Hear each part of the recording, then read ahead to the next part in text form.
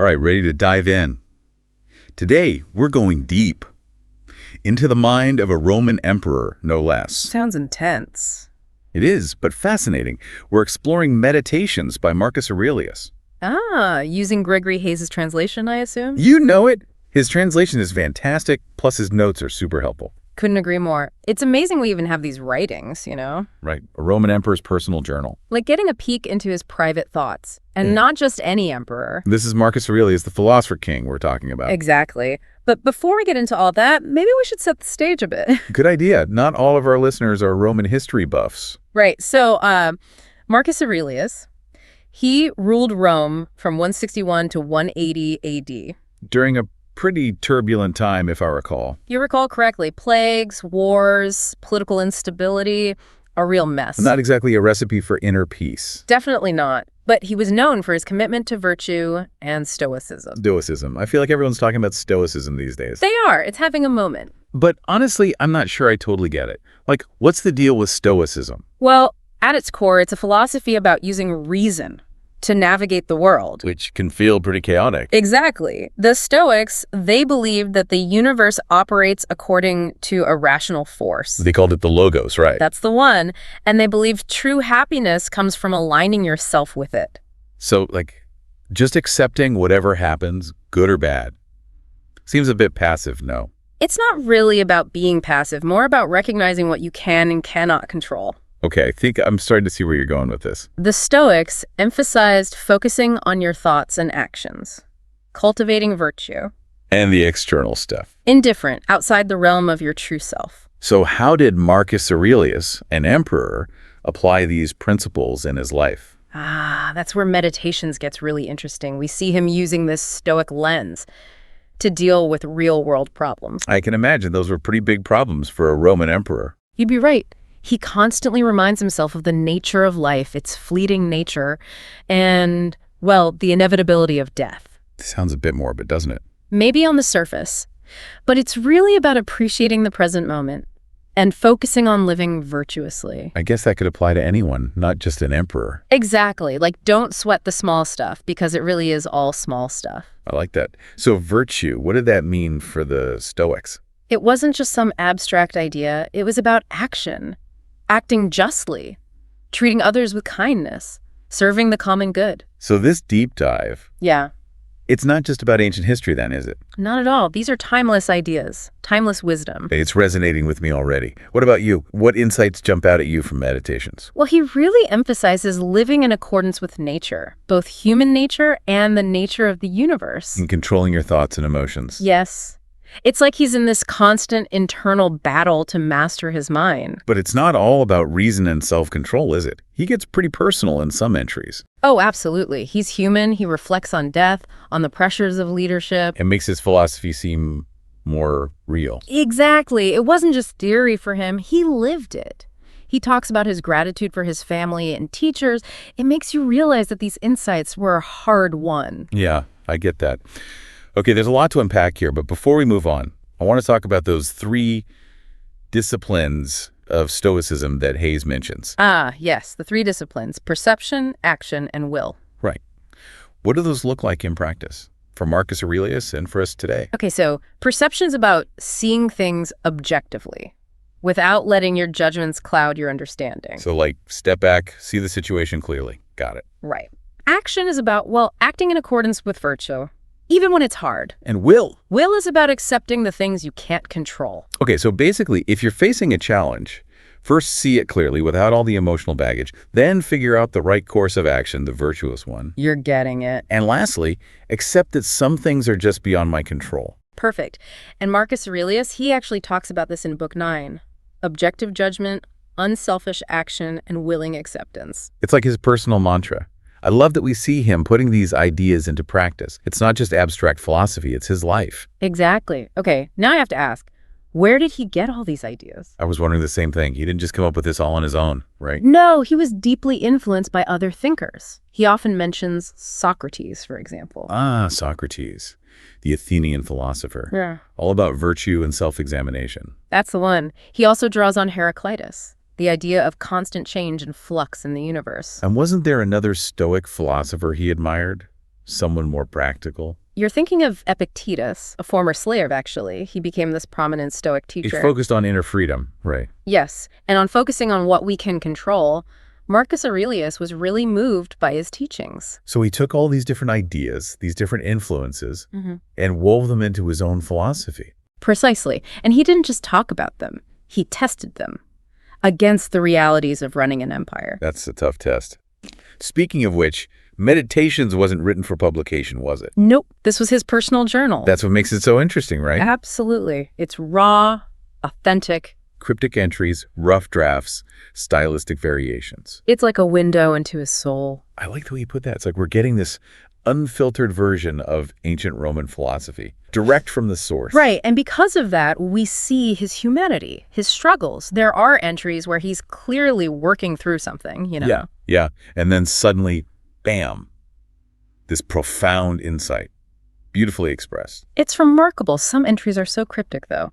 Hayes even said some might have only made sense to Marcus Aurelius himself. Like that letter from Sinuessa. No idea who sent it or what it was about. A total mystery. Yeah. And his writing style. Sometimes it's these short little reminders to himself. Other times it's beautiful, almost poetic. You can really see his training in rhetoric in those moments. Even when he was writing just for himself, he was a master of language. Okay, so we've covered a lot of ground here. His struggles, the core ideas of Stoicism, his influences, the nature of the text. But there's one more thing I have to ask about. What's that? His relationship with the gods. How did that fit into his Stoic worldview? Seems kind of tricky. It is tricky. And you can feel that tension in his writing. You can feel him wrestling with it. On the one hand, he embraces that Stoic idea of a rational force, the logos governing the universe. Makes sense, but But then he expresses very personal gratitude to the gods. He even thanks them for specific things. right, like they personally intervened in his life. Exactly. And that personal tone, it contrasts with his more philosophical reflections. It's fascinating. Like he's trying to reconcile this impersonal cosmic order with his own personal faith. Did he ever figure it out, do you think? That's a great question. Scholars still debate it. What do you think? Did he find a way to balance those seemingly contradictory ideas? I'm not sure he did. But maybe that's the point. Maybe it's not about finding the perfect answer. Maybe it's about the struggle, about continuing to ask those big questions, even when you're the most powerful man in the world. That's a great point. And it's that honesty, that willingness to grapple with complexity that makes meditations so relevant today. We're still struggling with those same questions. And it's a good reminder that even emperors were human, facing the same existential dilemmas that we all face. It really is. Makes you think, doesn't it? Like maybe power isn't all it's cracked up to be. Yeah, maybe it just creates a whole new set of problems. So, okay, we know he was called the philosopher king, but what was he actually like as an emperor? How did his Stoic philosophy play out, in his leadership? Well, first of all, it's important to remember, even an emperor's power had its limits. I guess that's true. Marcus spent a ton of his time dealing with the just everyday stuff of running an empire. So not all gladiator fights and feasts. Not exactly. Think more like endless reports from all over the Roman world. Ugh, paperwork. Exactly, trying to keep those provincial governors in line, dealing with all the bureaucracy. Sounds a bit less glamorous than the movies make it seem. You got it. Plus, communication back then, not exactly instant. Right. No emails or texts. News could take weeks to travel from, say, the edges of the empire back to Rome. So even with absolute power, there were these built-in delays. Huge challenges. So what kind of leader was he, based on what we know? Was he like a tyrant, a benevolent ruler, somewhere in between? Tough to say definitively, but he seems to have been genuinely concerned with the well-being of his people. There's evidence of that. There is. He was interested in things like freeing slaves, protecting orphans. That was pretty good so far. The question is how much of that was truly his own initiative versus, pressure from advisors. Right. Historians love to debate that kind of stuff. Oh, absolutely. Hayes does point out some interesting personality quirks, though. Oh, yeah. Like what? He was super detail-oriented and very particular about his word choice.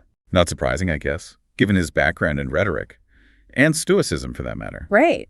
It all ties together. Clear thinking, precise language. So I'm picturing him agonizing over every word in a decree, trying to be perfectly stoic. Do you think his subjects even noticed all that? That's a great question. It's hard to know how the average Roman viewed Marcus Aurelius. But it's an interesting thought, isn't it? The emperor, up late at night, wrestling with his vocabulary. It's kind of funny when you put it that way, but also kind of cool. Like he was really trying to live up to these ideals. Okay, so he's dealing with all this internal stuff, plus the everyday challenges of running an empire. But he's also living during this huge period of change, right? Socially, religiously. Oh, yeah. Big time. Yeah. Christianity was emerging as this new force in the Roman world. And I'm guessing that wasn't seen as a good thing by, well, the powers that be. You'd be right. It was definitely seen as a threat to the established order. Now, there wasn't widespread organized persecution of Christians yet. Not at this point, anyway. Right. But there were definitely instances where individual governors took action against them.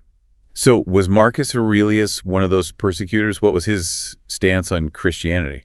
It's tricky. We don't actually have much to go on. The one explicit reference to Christianity in Meditations, scholars think it was added later. So not part of the original text. Right. So it's hard to say for sure what he really thought about it. Maybe he wasn't as obsessed with Christianity as some later emperors were. Seems that way. He was definitely more focused on keeping the empire stable, defending it from external threats.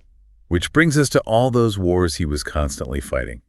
Give us the rundown. Who are his enemies? Well, the Parthian Empire to the east. That was a constant source of tension. Right. In fact, Marcus's co-emperor, Lucius Verus, he spent years campaigning against them. And if I remember correctly, Verus wasn't exactly a stoic role model. From what we know, not so much. Marcus does try to paint a more nuanced picture in Meditations, but yeah. Yeah. Different personalities, different approaches to leadership. For sure. I can't even imagine trying to live by Stoic principles while waging war. That seems like the ultimate test. It would be, wouldn't it? And then there were the barbarian tribes up north, right? Exactly. And it's important to remember these weren't always coordinated invasions, with some grand plan of conquest. Oh, so it wasn't like a Roman version of Game of Thrones. Not quite. These tribes were often being pushed from further north. They were just looking for new land to survive. I see. So they weren't necessarily the bad guys. Not in the traditional sense, but they definitely posed a threat to Roman authority.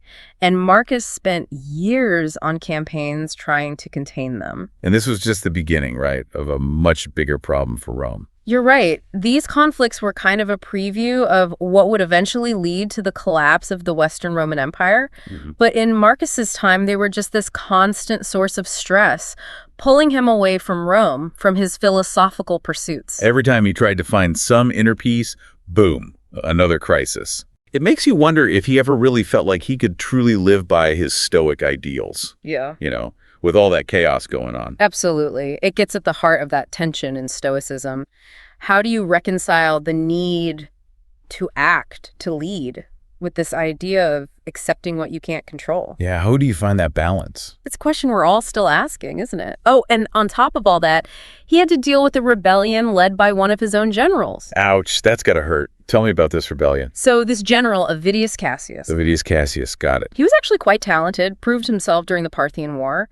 But in 175 AD, while he was serving as governor of Syria, he declared himself emperor. Wow. What do you think that felt like for Marcus Aurelius? Betrayal, just total disappointment. Or maybe his whole philosophy was failing. It must have been devastating, especially on top of everything else he was dealing with. Remember, he was dealing with wars on multiple fronts and the aftermath of this horrible plague. Yeah, rough time to be emperor. You didn't say that again. And this rebellion, it forced him to travel east to reassert his authority. Didn't his wife die during that journey? She did. Faustina. She died on that trip. Man, this guy couldn't catch a break. It really highlights his resilience, though. Maybe that's where Stoicism really helped him. He focused on what he could control, his actions, his commitment to his duty, and he just accepted the rest. So even with all the personal tragedy, all the political upheaval, he never abandoned his values. That's what's so inspiring about him. He wasn't perfect, but he was constantly trying to live up to his ideals, even when it was incredibly difficult. Okay, so we've talked about his enemies, both external and internal. But what about his personal life? What do we know about his relationships, his inner world? Well, one thing that really shines through in Meditations is his love for his family. His wife, Faustina, his children. He expresses gratitude for them all the time. He seems to have been really affected by loss, too. Yes.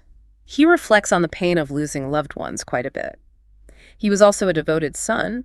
He thanks the gods for his upbringing, for the lessons he learned from his father, from his other mentors. Hayes mentions his respect for his teachers, too, especially his philosophy teachers. It's like he never stopped being a student, always searching for wisdom. I can relate to that. Always learning. So for him, philosophy wasn't just this intellectual thing. It was a way of life. Exactly. It was a source of strength, a source of solace in the midst of all the chaos, a way to navigate not just being emperor, but just being human. It's pretty inspiring to see how dedicated he was to learning, to self-improvement. Even as emperor. I mean, you'd think he'd be too busy, right? Too important. Right. It makes you rethink your assumptions about power. He could have indulged in anything, but he chose to focus on virtue and wisdom. It really makes you think about what's truly important. What do we prioritize in our own lives? Exactly. Are we chasing fleeting pleasures or something more? Maybe that's one of the biggest lessons we can take from meditations. That true leadership isn't about external power. It's about inner strength, about something bigger than yourself. It's kind of amazing when you think about it. Here's this guy, Marcus Aurelius, living almost 2,000 years ago. And his struggles, his insights, they still resonate today. It really is mind-blowing. Like, these are notes he jotted down for himself, right? And we're still talking about them today. It's incredible. Those big questions, those dilemmas, they don't really go away, do they? No matter how much time passes. You know, I'll admit, when I started this whole deep dive, I thought Stoicism was about, like, suppressing your emotions.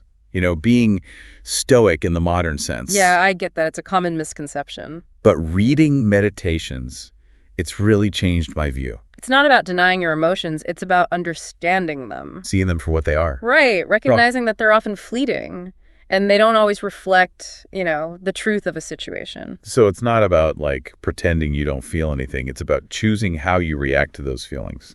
Exactly. It's about not letting your emotions control your actions. So, like, when I feel that anger bubbling up or anxiety, instead of getting swept away by it, I should. Take a step back, see things clearly, Without all the emotional baggage. and then choose the most virtuous path forward. Okay, so we're back to virtue again, but what does that actually mean, being virtuous? It's not just about being a good person. For the Stoics, it was about living in accordance with nature. Both human nature and the nature of the universe, right? You got it. It's about striving for wisdom, justice, courage, temperance. All those good things. And doing all that while also accepting that some things are just, well, outside my control. Which must have been tough for an emperor, right? Used to calling all the shots. It's that paradox of power, isn't it? The more control you have outwardly, the more you realize true freedom is internal. So as we wrap this up, what are some of the key takeaways you're hoping our listener is walking away with? What's the essence of what Marcus Aurelius can teach us, even after all these centuries? I hope people realize that Stoicism isn't just some, dusty old philosophy. It's not just for ancient Romans. Right. It's actually really practical. It's a set of tools for dealing with life's challenges. Whether you're leading an empire or just trying to get through a crazy week. And I hope people see that Meditations, it's not just a bunch of quotes either. It's deeper than that. It's this honest reflection on what it means to be human, to deal with the messy stuff of life, and still strive for something more, something better. One of the most important things, I think, is that it reminds us we're not alone in this. In our struggles. Yeah. Even emperors had these same questions. How do we live a good life? What does it mean to be a good person? How do we find meaning when the world feels so chaotic? It's actually kind of humbling when you think about it. Even someone with that much power, that much responsibility, he still faced these same human challenges. I think that's what makes meditation so powerful. It's timeless. It's about the core of what it means to be alive and trying to figure it all out. So before we go, what's that thought-provoking question you like to leave our listeners with? Something to ponder. Well, we've talked a lot about Marcus Aurelius, about his insights. So my question is, what's the one piece of advice from Meditations that you would choose to apply to your own life? Which passage speaks to you right now? Wow. That's a good one. I need some time to think about that. Me too, probably. Thanks so much for taking us on this journey. It's been amazing. Really eye-opening. It's been my pleasure. It's always fun to explore these ideas. And to our listeners, thanks for joining us on this deep dive. We hope you found it insightful. And thought-provoking. And until next time, keep seeking wisdom. Keep asking those big questions. Keep diving deep.